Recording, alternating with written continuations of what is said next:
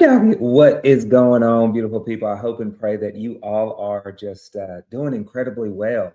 I'm actually snowed in or iced in here in Texas. We're getting a little bit of a winter storm. So I said, why not just come on here and do a video? So, anywho, I pray that this is going to be valuable for you. And I'm super excited about this because what I want to talk about specifically is one of my absolute favorite things to do when it comes to real estate investing.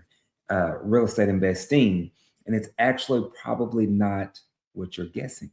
So before I dive into it, please like, subscribe, share all of those amazing things. It's incredible to see how fast this channel's growing. We're almost at 3,000 subscribers. So thank y'all for the love and support. And let's continue to spread the word and make a massive impact and help as many people break into this industry as possible. Now, let's talk about my favorite thing to do when it comes to real estate investing, and that is simply talking to people.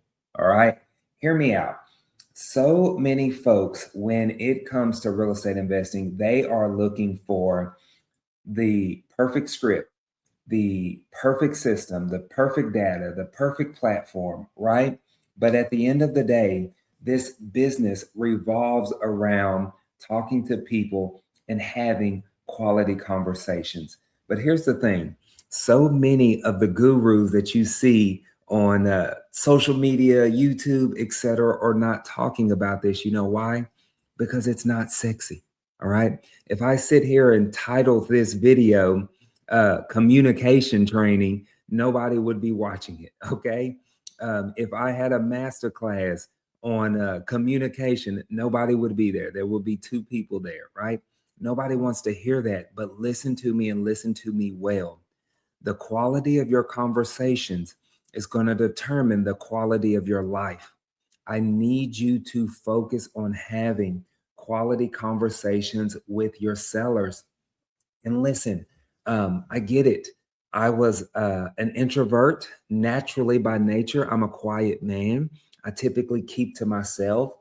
And I was a truck driver before I got started in real estate investing. I didn't have sales training, communication training, but I worked at it. I practiced. I read almost every communication book that I could get my hands on. I was listening to videos. I would literally do this. Before I started my day, I would watch a Chris Voss video. He's a kind of sales negotiator, if you're not familiar with him. I would watch one of his training videos every single day before I started making calls, right? I worked at it. I sharpened my axe. Abraham Lincoln said, if you give me 6 hours to chop down a tree, I'm going to spend the first 4 hours sharpening that axe. So you have to be willing to work at it. Don't think for 1 second that I had some type of gift of gab. I have messed up hundreds and hundreds and hundreds and hundreds. Did I say in hundreds of calls? I promise you. But what I would do is I kept sharpening my axe. I kept getting better at it. I didn't get discouraged, okay? And I need you to take that kind of energy into your conversations with your sellers, right? Who in here, put in the comments if you're doing this or not doing this, but if you're talking to sellers, are you writing down your objections that you're getting? If not, you should be. How are you going to get better at it? Right? That's what I would do. If an objection came up that a seller told me and I didn't know how to answer it, when I got off that call, I wrote it down.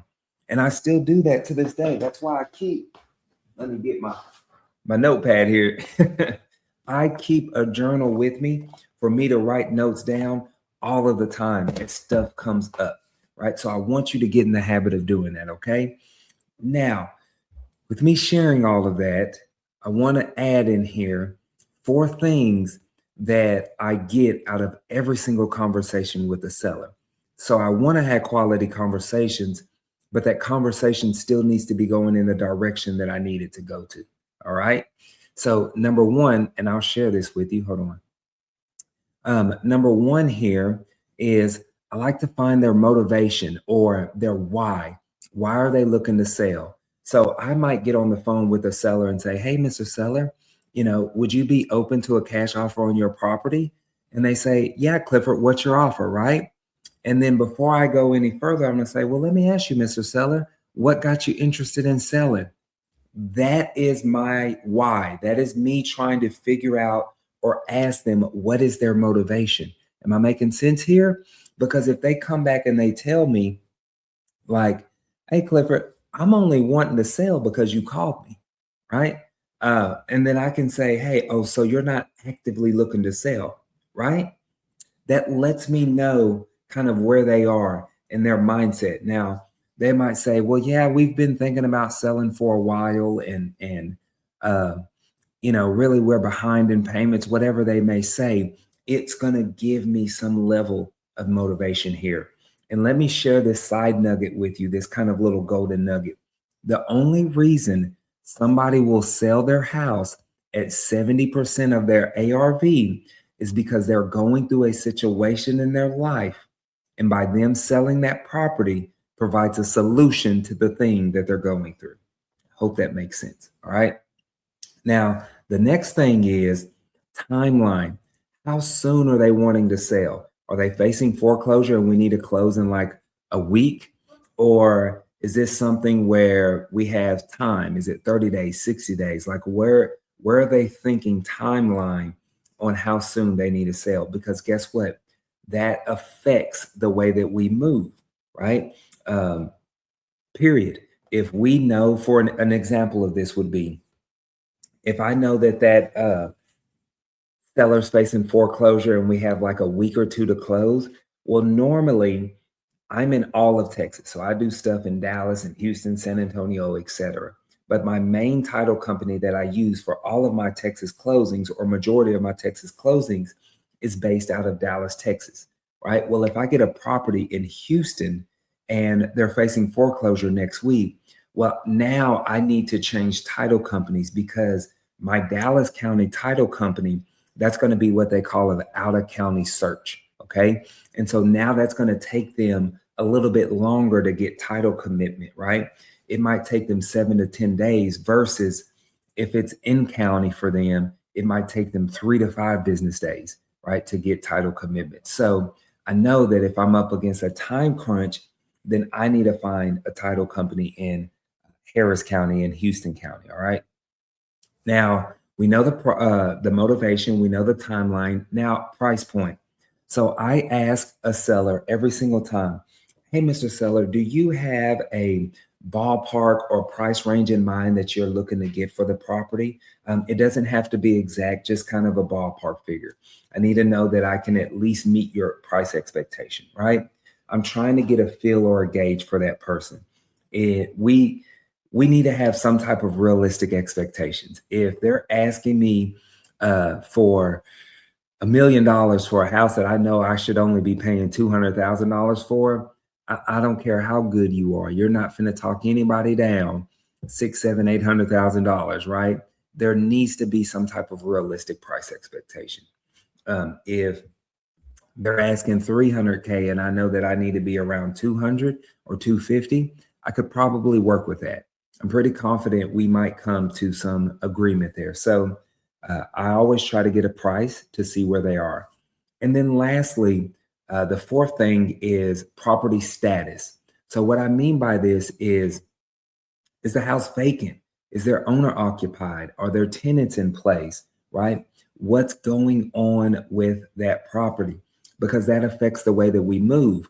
For example, if there are tenants in there, are they on a lease? Because we have to honor that lease. In most states, you have to honor that lease, right? So I need to know that. If it's owner occupied, well, are they going to be out at closing? Because most of our end buyers, and I'm sure even if you're flipping, if you're the end buyer, we want these houses vacant upon closing, right?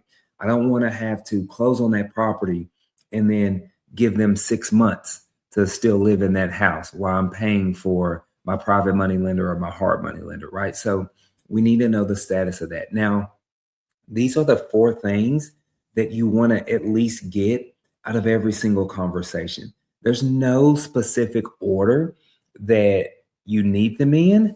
Just let your conversation flow as naturally as it can and focus on having a quality conversation, okay? Period. Now, I hope this was helpful. If there's anything else that you like to get out of a conversation, please comment below and let me know. And then also check the links in the description. I have an up and coming masterclass, a live training, completely free. That link will be in the description as well. And y'all have a blessed one.